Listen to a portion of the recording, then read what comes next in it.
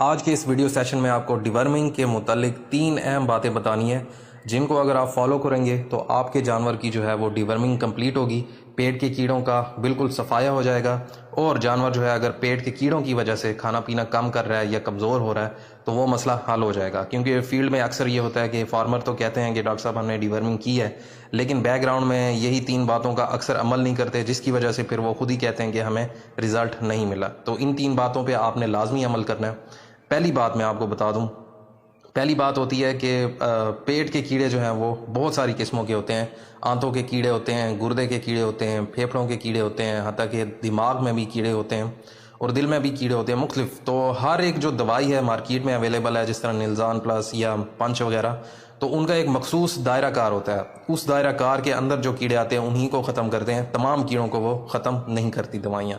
تو آپ نے اسپیسیفک جو ہے وہ ڈیورمر استعمال کرنا ہے جو آپ کے جانور کے پیٹ کے کیڑے ڈائگنوز ہوئے ہیں۔ آپ وہ پاخانہ جو ہے قریبی لیبارٹری پہ لے کے جا سکتے ہیں ڈسٹرکٹ کی، وہاں سے آپ مفت ٹیسٹ کروا سکتے ہیں۔ آپ کو پتہ چل جائے گا کہ آپ کے جانور میں یہ کیڑے ہیں، پھر اس کے مطابق جو دوائی ڈائگنوز ہوگی وہی آپ دیں جانور کو، تو اس سے ڈیفینیٹلی آپ کو 100% رزلٹ ملے گا۔ تو پہلی بات آ گئی ڈیورمنگ کے متعلق جو میں نے آپ کو بتا دی۔ اب دوسری بات میں بتانے لگا ہوں، دوسری بات ہے ڈوزیج کی، کہ جتنی مقدار دوائی کی چاہیے اتنی ہی لگانی ہے۔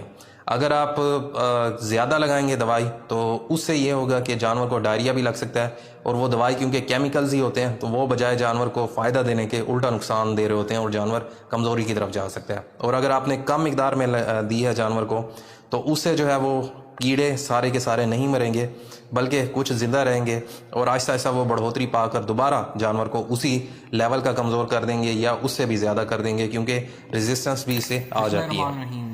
یہ ہو گئی دوسری بات۔ اب تیسری بات جو میں آپ کو بتانے لگا ہوں وہ یہ ہے کہ آپ نے ریپیٹ لازمی کرنی ہے دوائی۔ مطلب آج آپ نے دی ہے جانور کو تو 10 دنوں بعد یا 7 دنوں بعد ایک دفعہ دوبارہ بھی دینی ہے، کیونکہ اس میں پروسیس یہ ہوتا ہے کہ جانور جو ہے وہ ایک دفعہ تو کیڑے مر جاتے ہیں، لیکن ان کے کیونکہ انڈے ہوتے ہیں وہ نیکسٹ ٹائم جو ہے وہ دوبارہ اس میں سے کیڑے نکل کر دوبارہ جانور کو نقصان پہنچاتے ہیں۔ تو ایک دفعہ آپ نے لازمی ریپیٹ کرنی ہے۔